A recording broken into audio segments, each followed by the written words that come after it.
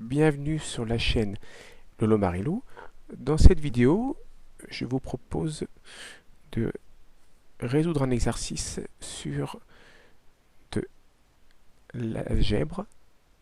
J'ai mis 3 étoiles parce que c'était un exercice assez difficile. Ça touche les statistiques du programme de 4e et plus particulièrement la moyenne. Alors, c'est parti. L'exercice le voici. Dans un collège de 99 élèves, la moyenne des notes des filles est de 11,8. Celle des garçons de 10. Quant à la moyenne générale, celle cumulée des filles et des garçons, elle est de 11. La question toute simple. Quel est le nombre de filles du collège? Ouh là là, ça a l'air costaud comme ça. Comment trouver le nombre de filles? Alors que finalement, on a toutes les informations pour le savoir. Ah, mystère. Eh bien, pour vous aider, on va commencer par décrypter l'énoncé. On parle déjà du nombre d'élèves. On a 99 élèves. 99 élèves, c'est le nombre de filles, qu'on va appeler NF, plus le nombre de garçons. Voilà. On va aussi noter, on nous dit la moyenne des notes des filles est de 11,8. Bon, ben on y va, allez. Moyenne, grand M avec un F pour les filles, est égale à 11,8. La moyenne pour les garçons, MG, est égale à 10. Et enfin, la moyenne générale, on va l'appeler comme ça, avec AL, on va l'appeler ALE, voilà, est de 11. Avec tout ça, normalement, on devrait trouver le nombre de filles, et donc le nombre de garçons. Alors, comment faire? Eh bien déjà, on va se poser la question, mais est-ce qu'il y a plus de garçons que de filles? Ou l'inverse? Alors, on pourrait se dire, ben, on va faire un petit tableau, et puis on va faire des calculs. Donc déjà, on fait un petit très important les tableaux, c'est fondamental. Il faut faire des tableaux dans la vie, ça vous aide beaucoup. Surtout en mathématiques. Alors, si je note ici, alors je vais mettre, je vais faire une deuxième petite, voilà.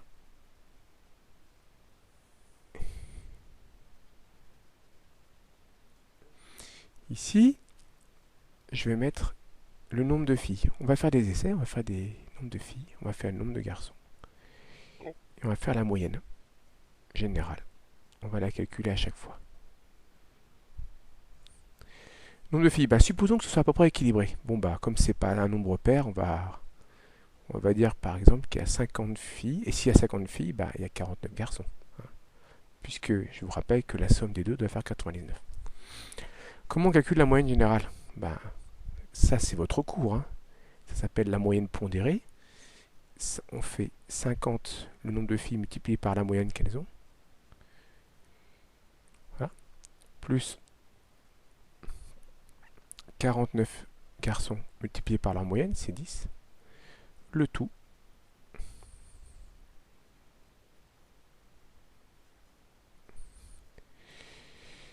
divisé par 99. D'accord?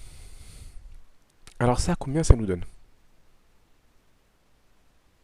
Eh bien, ça nous donne le résultat égal de 10 909. Alors je vous fais pas le calcul, je décris pas le calcul, hein, vous pouvez le faire vous-même avec une calculette. Hein.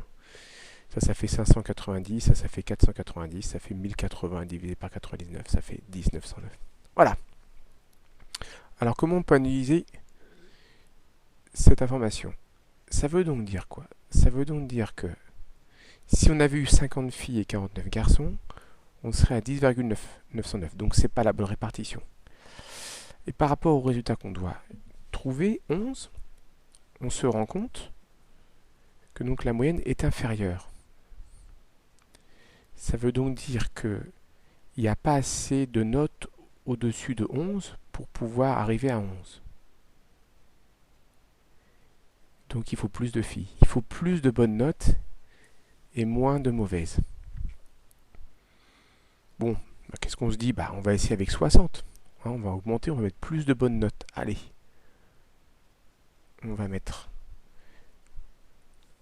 60. Donc si on a 60, ça veut donc dire que des garçons, on en a combien? Bah, 99 moins 60, ça fait 39, le complémentaire. Et on refait le calcul. Hein, 60 fois 11,8 plus 49 plus, pardon, 39 fois 10. Le tout, toujours pareil, divisé par 99, puisque c'est le nombre d'élèves qu'il y a. Ça, c'est la définition de votre cours sur les moyennes pondérées. Hein. J'invente rien. Et donc ça nous donne 11,09. Ah, alors qu'est-ce qu'on voit? Ah bah, cette fois, on voit que la valeur, elle est plus grande que 11. Le résultat est plus grand que 11. Ça veut donc dire quoi? Ça veut dire que cette fois, on a mis trop de bonnes notes au-dessus de 11 et pas assez en dessous de 10. Bon, bah on se dit, on va faire par approximation. Maintenant qu'on a fait, on a augmenté de 10, bah on va se mettre entre les deux. On avait fait 50, on avait fait 60. Et bien, faisons 55. On va se mettre à la moitié. Donc si à 55 filles, alors 99,55. Ça fait donc 44. Et c'est parti. On refait le même calcul. 55. Moyenne pondérée. 55 filles à 11,8. Plus 44 garçons à la note de 10. Le tout divisé par 99. Voilà. Et ça nous fait quoi? 55 fois 11,8, ça nous fait 649. Plus 440, hein, 44 fois 10, ça fait 440. Le tout divisé par 10. 99, pardon, pas par 10, par 99. Voilà, 99. Et donc ça donne 1089. Ça donne donc 1089. Le tout divisé par 99.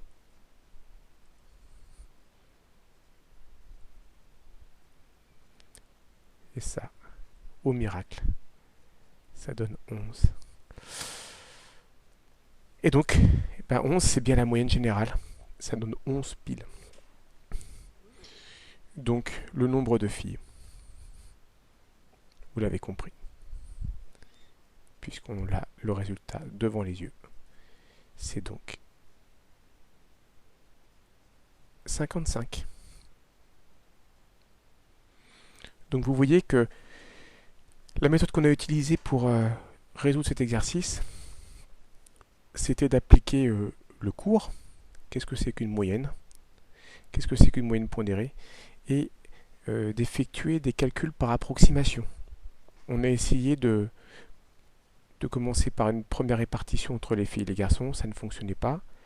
On s'est rendu compte que la moyenne était légèrement en dessous du résultat, donc on en a déduit qu'il fallait augmenter le nombre de filles puisque c'est elles qui avaient les meilleures notes pour augmenter la moyenne générale. On s'est rendu compte que cette fois c'était trop important et donc après on est allé au milieu de ces deux valeurs, 55, et on est tombé sur le résultat. Si ça n'avait pas été bon, on aurait encore refait l'exercice. Si la moyenne par exemple avait été un peu au-dessus de 11, on aurait encore baissé cette valeur-là pour augmenter celle-là et ainsi de suite. C'est ce qu'on appelle un raisonnement par dichotomie, par approximation. C'est une méthode utilisée en mathématiques, il ne faut pas se refuser de l'utiliser pour résoudre un exercice qui est somme toute assez compliqué. Voilà pour cette petite vidéo sur cet exercice assez difficile quand même pour un collège. Et je vais vous proposer dans une deuxième vidéo sur le même sujet de le résoudre sous forme d'équation, où là c'est un petit peu plus, ça demande d'autres connaissances sur les mathématiques, qui est une autre façon de résoudre l'exercice. Au revoir et à bientôt sur la chaîne Lolo Mario.